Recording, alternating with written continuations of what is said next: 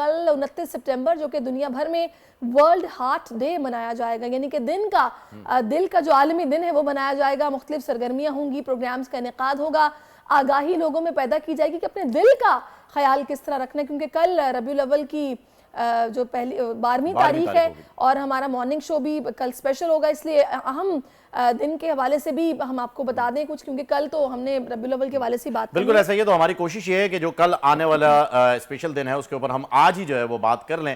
کل جو ہے وہ ہم نہیں کر پائیں گے. پاکستان میں دل کے دورے پڑنے سے اموات کی تعداد میں تیزی سے اضافہ ہو رہا ہے ناظرین، اور اب جوان افراد حتیٰ کہ بچوں میں بھی دل کی بیماری تیزی سے پھیل رہی ہے، جس کی بنیادی وجہ اچھی غذا کا نہ ہونا اور خاص طور پر ہمارے ہاں کوالٹی چیک ہوئے بغیر مارکیٹ میں جو یہ 300 اقسام کے بناسپتی گھی اور خطرناک قسم کے کوکنگ آئل جو کہ سستے ہونے کی وجہ سے لوگ خرید لیتے ہیں، اس کی وجہ سے یہ امراض قلب میں مبتلا ہو رہے ہیں، اور یہی وجہ ہے کہ اموات میں بھی اضافہ ہو رہا ہے. پتہ ہے آپ کو وہیں تبھی تو کہتے ہیں نا کہ جان ہے تو جہان ہے. ایگزیکٹلی. ڈاکٹر عطا اللہ نیازی ہمارے ساتھ ہیں، ان سے جو ہے وہ ہم چاہیں گے کہ اس پر ڈیٹیل میں بات کر لیں. السلام علیکم ڈاکٹر صاحب.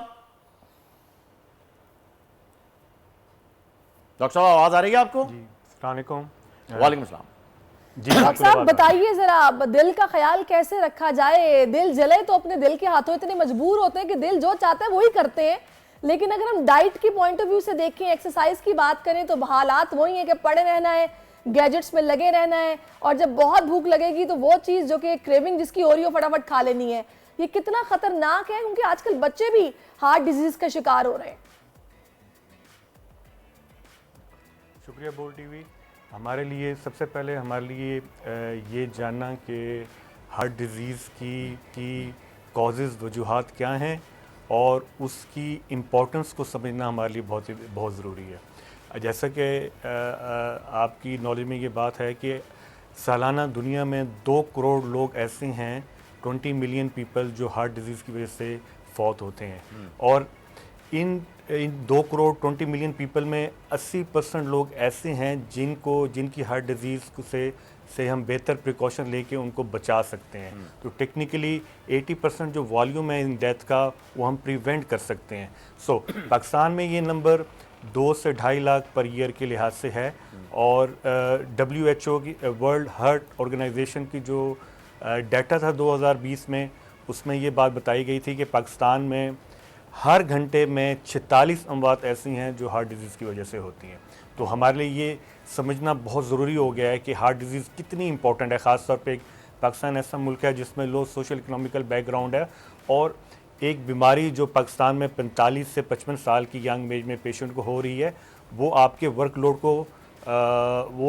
کو ختم کر رہا ہے. اب دوسری بات کہ کیا وجوہات ہیں. اس وجوہات کو ڈیوائیڈ ہم کرتے ہیں 2 قسم کے فیکٹر میں. 2 رسک فیکٹر ہوتے ہیں. ایک موڈیفائڈ رسک فیکٹر ہوتے ہیں کہ ایسی چیز ہوتی ہے رسک فیکٹر جس کو ہم بہتر کر سکتے ہیں، اور ایک نان موڈیفائڈ رسک فیکٹر ہوتے ہیں. جو نان موڈیفائڈ رسک فیکٹر ہوتے ہیں جن کی ہم تبدیل نہیں کر سکتے، اس میں سب سے پہلے جینیٹک آتی ہے کہ اگر آپ کے والدین میں کسی کو دل کی تکلیف ہے تو آپ کو یہ تکلیف ہونے کے چانسز زیادہ ہیں. یہ سب سے ضروری بات ہے. اس کا مطلب ہے کہ اگر والدین میں کسی کو دل کی تکلیف ہے تو آپ کو اپنے رسک فیکٹر کو ایلیمینیٹ کرنا ہے. دوسری بات یہ ہے کہ ایج پاکستان میں مردوں میں جو ایوریج ایج ہے 45 سے 55 سال کی ایج میں ہارٹ ڈیزیز لوگوں کو ہوتی ہے، اور فیمیل میں یہ ایج 55 سال ہے. لیکن کیونکہ اب فیمیل میں ٹینڈنسی ایک خیال یہ تھا کہ فیمیل میں جو ہارٹ ڈیزیز ہے وہ تھوڑی لیٹر ایج میں آتی ہے، لیکن کیونکہ اب ڈائبیٹک اور شوگر پاکستان میں کافی زیادہ ہو گئی ہے اور اوبیسٹی بھی ہو گئی ہے فیمیل میں، تو یہ ڈیزیز اب 55 ایئر فیمیل میں ہو گئی ہے. اور جو سب سے امپورٹنٹ بات یہ ہے کہ آپ میل ہیں، جو مردوں میں فیمیل سے زیادہ ہارٹ ڈیزیز ہوتی ہے. اچھا ڈاکٹر صاحب یہاں پر ایک چیز اور ایڈ کر لیجئے گا. آپ نے یہ تو بتا دیا کہ کس ایج کے اندر جو ہے یہ ہوتا ہے. میں یہ جاننا چاہ رہا ہوں ذاتی طور پر بھی اور عوامی طور پر بھی، کیونکہ عوام کا بھی یہی رجحان ہے کہ وہ ڈائیگنوز نہیں کر پاتے کہ یہ دل کا مرض ہے یا کوئی گیسٹرک پرابلم ہے. اکثر ایسا ہوتا ہے کہ آپ کو دل کی جانب جو ہے سینے میں پین اٹھتا ہے، آپ کو پسینے آنے لگ جاتے ہیں اور آپ بھاگتے ہیں جی ECG کرانے کے لیے. 1-2 بار میں بھی جا چکا ہوں. تو یہ ڈیفرینشیٹ کس طریقے سے کیا جاتا ہے تاکہ اسے خود ساختہ جو ہے آپ گھر پہ جو ہے اس کا ٹریٹمنٹ فوری طور پہ آپ کر سکیں اگر یہ واقعی ہارٹ اٹیک یا جسے مائنر ہارٹ اٹیک کہا جاتا ہے تو؟ جی آف کورس یہی جو اس پوائنٹ میں آنے کے لیے مجھے آپ کو وہی بات بتانا پڑے گا کہ جو پیشنٹ جس کو جو میل ہے 45 سال کا ہے، وہ اس کی فیملی میں ہسٹری ہے اور اس کی عمر، وہ پیشنٹ کو اگر چیسٹ پین ہوتی ہے، جو ہارٹ اٹیک کی چیسٹ پین ہے وہ ایک ڈفرینٹ نوعیت کی چیسٹ پین ہوتی ہے. وہ پین ہوتی ہے کہ ایک دباؤ سا، ایک وزن سے چھاتی میں ہوتا ہے. یہ چبھن نہیں ہوتی، یہ جلن نہیں ہوتی. اور ایسے پیشنٹ جیسے کہ نان موڈیفائڈ ایک ہوتے ہیں، موڈیفائڈ رسک فیکٹر ہوتے ہیں، کہ ایسا پیشنٹ جس کو جو ہائپر ٹینشن ہے.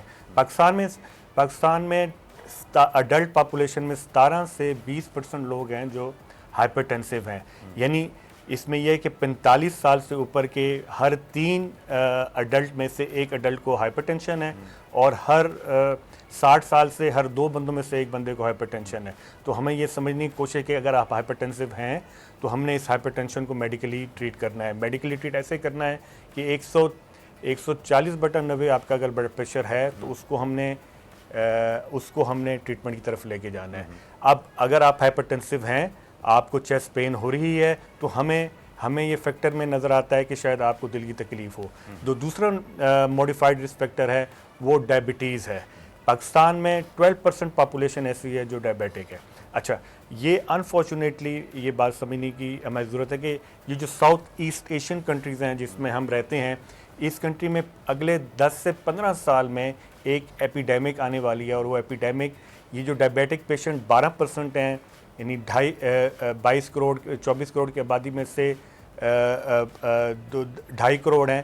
یہ اگلے 15 سال میں، 10 سے 15 سال میں یہ 300% بڑھ جائیں گے. تو ہمارے لیے جو ایک بڑی امپورٹنٹ بات یہ ہے کہ ایک بڑا ٹیسٹ ہوتا ہے جس کو HB1AC کہتے ہیں، کہ ہمیں روٹین میں کرا دینا چاہیے. اگر آپ 40 ایئر کے میل ہیں اور آپ کو چیسٹ پین ہو رہی ہے، آپ کی فیملی ہسٹری ہے، تو ہمیں روٹین یہ کرانا چاہیے. اس کے ریزلٹس آئی تھنک سو 5 یا 7 ہو تو پھر اس کو ٹھیک ہوتا ہے. 7 سے کم ہو، بالکل ایسا ہی ہے نا. جو 6 سٹینڈرڈ ہے کہ آپ، جی ایگزیکٹلی آپ صحیح کہہ رہی ہیں. جو 6 اس کی ایج ہے، جو اس کا جو کٹ آف ایج ہے، وہ ایوریج ہے، ویلیو ہے، وہ 6 ہے. اور جو 6.5 ہوگا تو آپ کو ڈائبیٹک کی میڈیکیشن لینی پڑے گی. یہ بہت امپورٹنٹ ہے. جو پری فاسٹنگ ہے، جو ہم BSR جو گلوکومیٹر سے گھر پہ چیک کرتے ہیں، جو فاسٹنگ بلڈ شوگر ہے، وہ آپ کی 130 سے نیچے ہونی چاہیے. اور اگر جو 2 آورز مطلب 2 گھنٹے کھانے کے بعد ہے، وہ 170 180 سے نیچے ہونی چاہیے. جو تیسرا رسک فیکٹر ہے وہ اسموکنگ ہے. انفارچونیٹلی پاکستان میں ینگر پاپولیشن میں 12% پاپولیشن ایسی ہے جو اب اسموکر ہیں.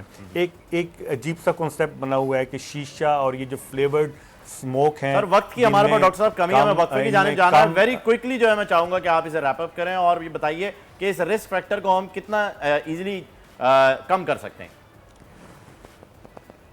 جی، سب سے امپورٹنٹ 3D ایفیکٹ کہتے ہیں کہ 3 D ہوتے ہیں. پہلا D ہوتا ہے ڈرل، کہ آپ نے ایکسرسائز کرنی ہے، آپ نے 20 منٹ واک کرنی ہے. دوسرا جو D ہے وہ ہے ڈائٹ، کہ آپ نے متوسط کھانا کھانا ہے، آپ نے اپنے آئلی پروڈکٹ سے اپنے آپ کو بچا کے رکھنا ہے. اور تیسرا D ہے ڈرگس. اگر آپ ہائپر ٹینسو ہیں، ڈائبیٹک ہیں، اور آپ کو اپنی میڈیکیشن ٹائم پہ لینی ہے اور ان ساری چیزوں کو. چلے جی، بڑا بالکل صحیح ہو گیا. یہ 3 Ds جن کا خیال رکھیں گے تو انشاءاللہ جو ہے وہ دل آپ کا آئے گا. بہت شکریہ آپ کا. سبسکرائب کریں اور بیل دبائیں تاکہ کوئی خبر رہ نہ جائے.